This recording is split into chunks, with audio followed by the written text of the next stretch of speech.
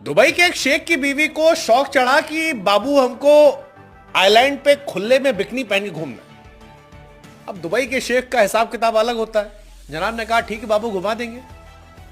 कुछ नहीं किया, 418 करोड़ रुपए खर्च करके पूरा का पूरा आइलैंड खरीद लिया। कहा घूमो, दिन भर घूमो, रात भर घूमो, अब आइलैंड तुम्हारा, आइलैंड पे तुम और हम।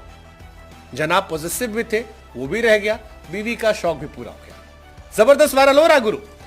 दुबई के अरबपति हैं जमाल अल नदाक, उनकी बीवी को शौक चढ़ा था, नाराज हो रही थी कि हमको बाहर घूमना है, तुम घूमने देते नहीं हो। शेख साहब ने कहा ठीक है, रस्मो रिवाज अपनी जगह पर, पूरा का पूरा आइलैंड जो है खरीद दिया 418 करोड़ में। सोशल मीडिया पर जनाब फिलहाल ट्रेंड है, कह रहे हैं कि यार दुबई के शेख जो होते हैं वो अलग मिट्टी से बने होते हैं। फिलहाल